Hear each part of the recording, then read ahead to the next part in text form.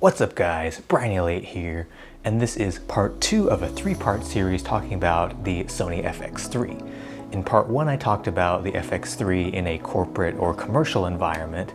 In this video I'm going to be talking about it using it for narrative short films, and in part 3 I am going to talk about it in a live event sort of environment. As I mentioned in part 1, unfortunately, the audio handle broke on my FX3, so I'm using it entirely without the audio handle.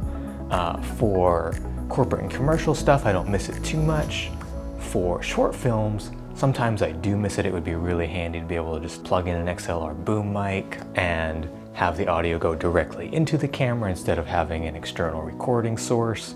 Once I get the XLR handle fixed, that will be a fantastic additional feature. I also want to mention, as I did in my previous video, that my experience with cameras is coming from the GH3, the GH5, the Pocket 4K, and the FX9, as well as the A7 III and A6600 that I'm shooting on right now. So all of that's going to factor into my views and my opinions of this camera. So let's go ahead and talk about my lens choices and autofocus when it comes to narrative filmmaking. And 99% of the time I'm not using autofocus. I'm not even using autofocus lenses. I use a completely different lens set than I do for my commercial work and my event work. I'm typically using the Helios 44-2 as my primary lens. I love sort of the vintage vibe of it and how it looks, and so I'm typically using that, and that's a manual only lens. For other focal lengths, I have a couple of Rokinon lenses, the 24 and the 85mm, and I've also got the Sigma 50mm and Sigma 35mm lenses that I will use if I need those focal lengths and want maybe a little bit more of a clinical look, but also having some better manual focus control. Now, unlike corporate and commercial work, low light can be a big help when it comes to using the FX3 in these narrative scenarios. I shot a film recently called The Vampire that we shot completely at night with just one of these little LED panels that you see behind me. And literally that was all the light we used. We were in the forest, there was no other light. And I was able to shoot at ISO 12800 in S-Log3, and we got a very nice image, a very clean image, and had all the light that we needed to actually be able to tell the story without it even being up at full power.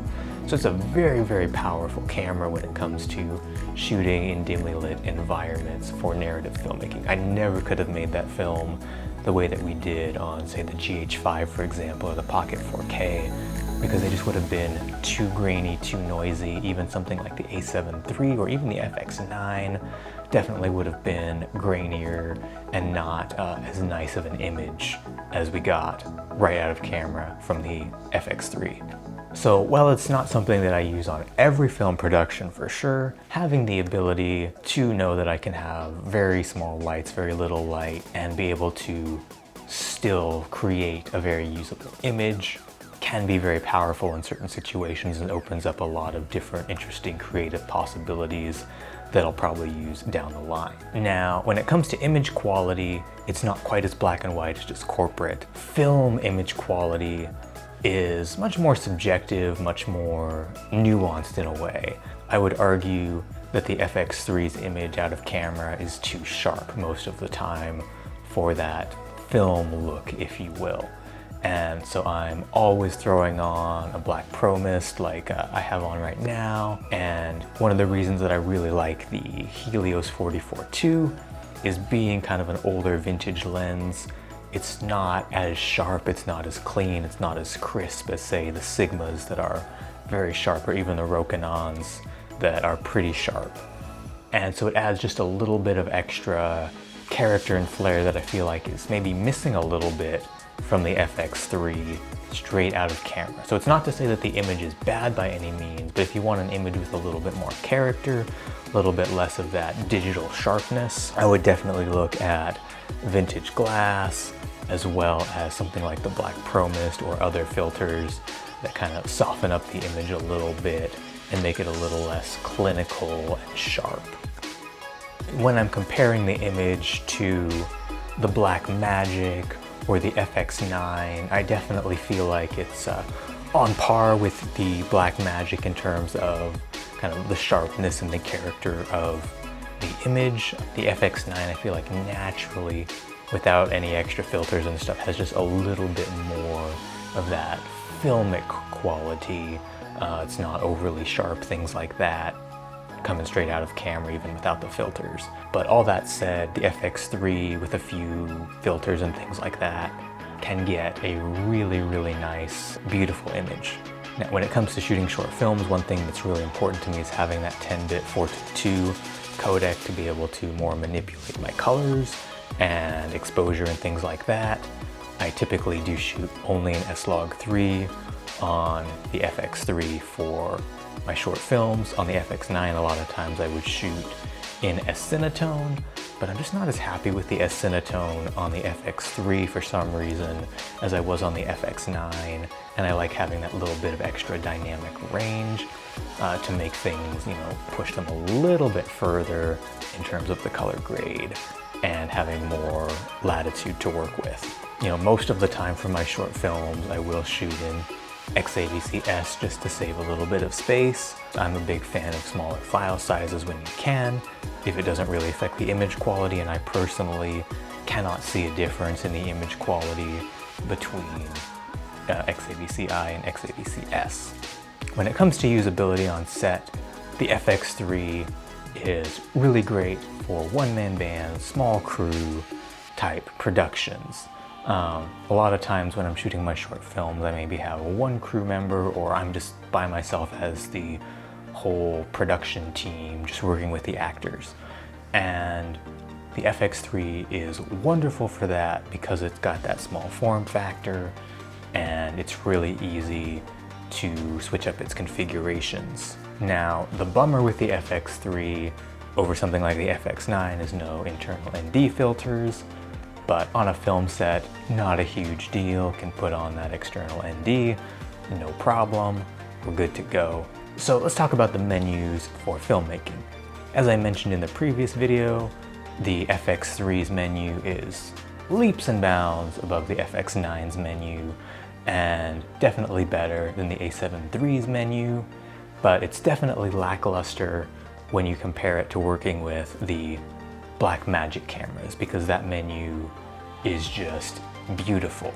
You know, I shot some short films on the Blackmagic and just really, really enjoyed working with that menu because it was designed truly with the actual filmmaker in mind, not the corporate videographer or the event videographer, but like the filmmaker. So that menu I sometimes miss because, you know, you can just punch in the buttons and boom, like you're there, you've changed your exposure, you've done whatever. The menu is super simple, super bare bones.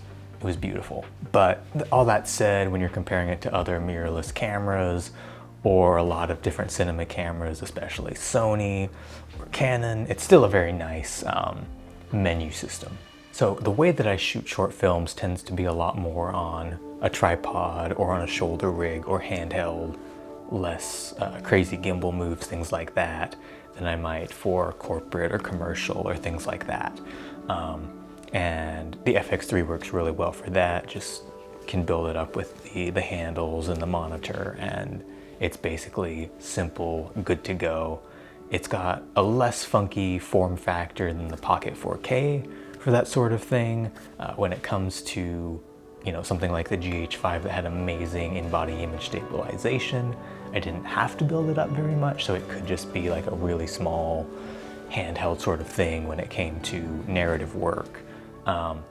I certainly like working with the FX3 more than the FX9 when it comes to that sort of narrative kind of thing, because the FX9 is just big and bulky and can be kind of awkward to work with versus the FX3. I also feel like the FX3's body design is really perfect for that solo filmmaker who doesn't have the crew, doesn't have the focus puller, doesn't have, you know, the audio technician, all that. It's just small, simple, and works really well. as a solo creator. Now, that said, I do have a few things that are a little bit of a bummer or a wish list that I have for the FX3. The first of those would be DCI 4K. For short films, that would be nice to have that little bit of extra width there. Anamorphic D-squeeze is another thing that would be really nice, or having an open gate option where you could get a true anamorphic look with different anamorphic lenses and things like that. That would be really handy to have. And the last thing that I really wish this camera had was shutter angle. It's just a nice way to work, a nice way to think, and kind of going back to only having shutter speed after having used all these cameras that had shutter angle is a little bit of a bummer. So the next big question is, who is this camera even for exactly? And as you may have gathered, I think it's really for the small time, small crew, or solo filmmaker who's running around wearing multiple hats and needs a small camera that doesn't require 2 or 3 people to operate. It's also for filmmakers who really want that full frame look, because it is a true full frame camera. You're not massively cropping in to get 4K like some other cameras, or you're not stuck with a Super 35 sensor if you really want that bigger full frame type of look. And finally, I think it's for filmmakers who want a really powerful camera with a lot of great codec options in that very small body. And who would I say it's not for? I would say it's not for full-time cinematographers who are looking to get hired based on the camera package that they have, or who want to be working on bigger sets with, you know, ACs and focus pullers and things like that. It's really not designed for that type of workflow. It's also definitely not for filmmakers who want that bigger body with more professional features like SDI and things like that. In conclusion, the FX3 is a very powerful camera when it comes to your narrative filmmaking. It has a lot of great features, but the question really is it the best bang for your buck as a filmmaker if all you're doing is truly making narrative type content? And I'm kind of torn on this one, because I absolutely adore this camera, but if all I was doing was narrative filmmaking, I feel like a lot of the features would be wasted on me, like the amazing autofocus and things like that. You know, would I be almost just as happy with a pocket camera, for example? And I feel like to some extent I would be. There are some features that to me are really important that this camera offers, like the smaller file sizes and the full frame sensor, things like that. But I can't necessarily say every independent filmmaker needs this specific camera. I think if you have it, it will absolutely serve you well, and you will not be disappointed with the image that you get out of it or the workflow with it. But I don't necessarily think it's absolutely the perfect camera for narrative filmmaking in all scenarios for all people. That said, personally, I have no regrets about having it for narrative filmmaking, particularly because I do use it in other applications, but it's really a joy to use, and I love what I'm getting out of it for narrative filmmaking. If you enjoyed this video, please consider subscribing and liking, because I'm going to be putting out the final piece of this 3-part series very soon, and I don't want you to miss it, because I'll be talking all about the Sony FX3 in live event environments. Catch you all very soon.